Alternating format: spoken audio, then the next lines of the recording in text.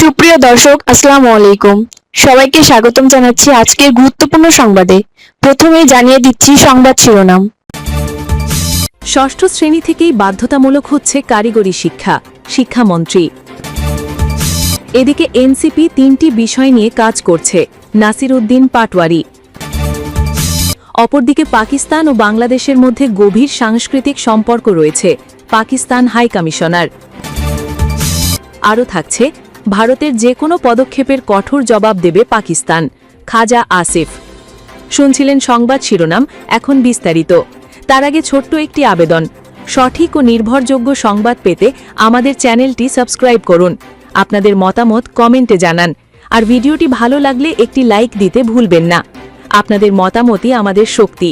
এখন চলুন বিস্তারিত দেখা যাক। ষষ্ঠ শ্রেণী থেকেই বাধ্যতামূলক হচ্ছে কারিগরি শিক্ষা, শিক্ষামন্ত্রী।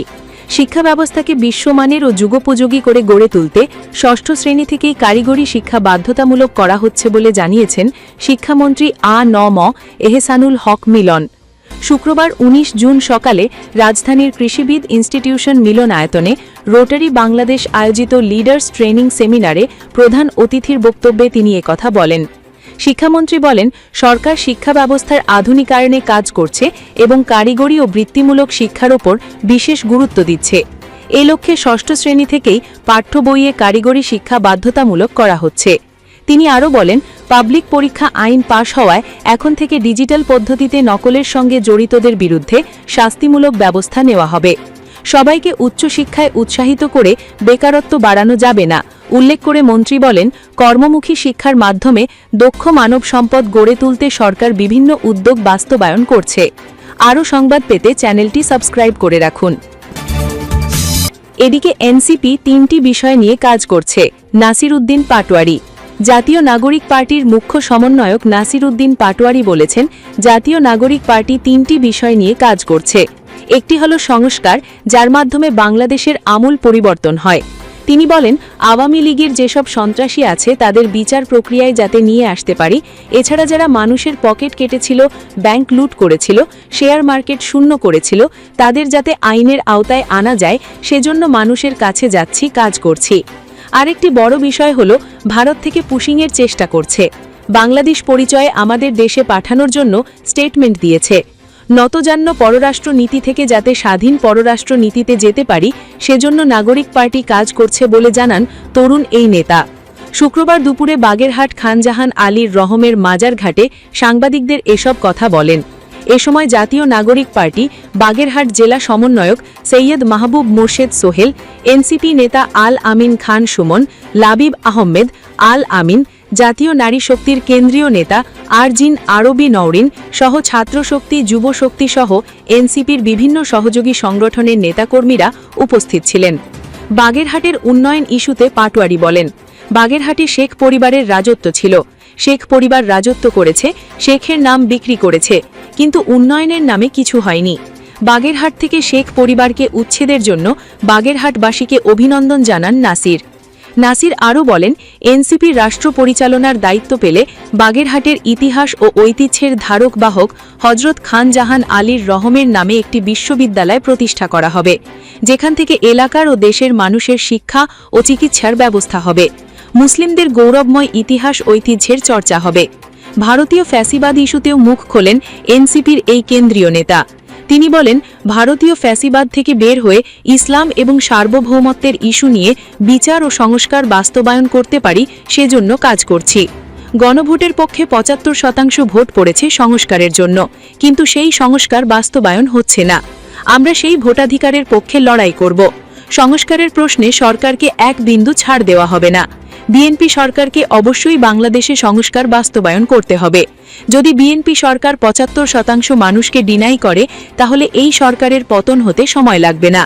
সাংবাদিকদের সাথে কথা বলার এক পর্যায়ে চিকিৎসাধীন বিএনপি নেতা মির্জা আব্বাসের সুস্থতা কামনা করেন নাসির।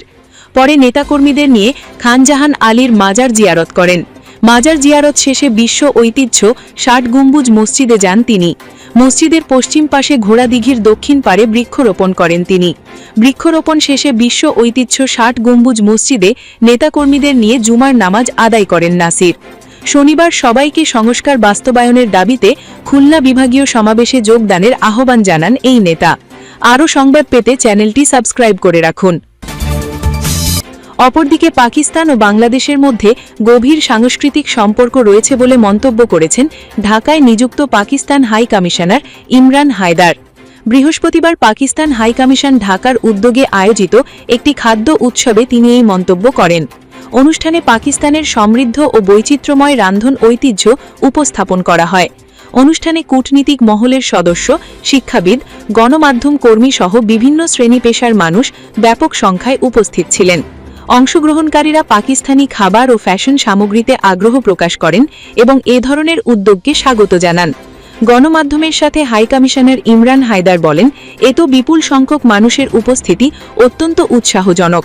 ভবিষ্যতেও জনগণের সাথে এ ধরনের সংযোগমূলক আয়োজন অব্যাহত থাকবে, যা দুই ভ্রাতৃপ্রতিম দেশের দ্বিপাক্ষিক সম্পর্ককে আরও সুদৃঢ় করবে। অনুষ্ঠানে পাকিস্তানের বিভিন্ন খ্যাতিমান ফ্যাশন ব্র্যান্ডও তাদের পণ্য প্রদর্শন করে। দিনব্যাপী আয়োজিত এই উৎসবে অংশগ্রহণকারীরা পাকিস্তানি ঐতিহ্যবাহী খাবার, কোরসূচি ও আধুনিক ফ্যাশন সম্পর্কে জানার সুযোগ পান। আরও সংবাদ পেতে চ্যানেলটি সাবস্ক্রাইব করে রাখুন। আরও থাকছে, ভারতের যে কোনো পদক্ষেপের কঠোর জবাব দেবে পাকিস্তান, খাজা আসিফ। পাকিস্তানের প্রতিরক্ষামন্ত্রী খাজা আসিফ হুঁশিয়ারি দিয়ে বলেছেন, ভবিষ্যতে ভারত যদি কোনো ধরনের দুঃসাহসিক পদক্ষেপ নেয় তাহলে তাদেরকে আরও শক্তিশালী জবাবের মুখোমুখি হতে হবে। সংসদ ভবনের বাইরে সাংবাদিকদের সাথে আলাপকালে তিনি এই হুঁশিয়ারি দিয়েছেন। খবর সামা টিভির। খাজা আসিফ আরও বলেন, সাম্প্রতিক সংঘাতে ভারতের যে পরাজয় হয়েছে তা দেশটি শতাব্দী শতাব্দী মনে রাখবে। তিনি দাবি করেন, পাকিস্তানের সশস্ত্র বাহিনী সর্বদা যে কোনো আগ্রাসনের জবাব দিতে সম্পূর্ণ প্রস্তুত রয়েছে। খাজা আসিফ আরও বলেন, আফগানিস্তানে সক্রিয় ভারত মদতপুষ্ট গোষ্ঠীগুলির মোকাবিলায়ও প্রয়োজনীয় ব্যবস্থা নেওয়া হবে। তার মতে, আজাদ জম্মু ও কাশ্মীরে সম্প্রতি যে ধরনের বক্তব্য শোনা যাচ্ছে তা কোনো পাকিস্তানি বা কাশ্মীরের ভাষা নয়, বরং তা ভারতের অবস্থানের প্রতিফলন। তিনি অভিযোগ করেন, যুক্তরাজ্যে অবস্থিত কিছু ব্যক্তি এসব কর্মকাণ্ডে অর্থ ও সহায়তা দিচ্ছেন এবং সেখানে ভারত সমর্থিত গোষ্ঠীগুলিও সক্রিয় রয়েছে। পাকিস্তানের প্রতিরক্ষামন্ত্রী আরও বলেন, সম্ভাব্য পানি আগ্রাসন মোকাবিলায়ও সরকার পূর্ণ প্রস্তুতি নেবে। তিনি জোর দিয়ে বলেন, পাকিস্তানের পানির এক ফোঁটাও কাউকে নিতে দেওয়া হবে না। আরও সংবাদ পেতে চ্যানেলটি সাবস্ক্রাইব করে রাখুন।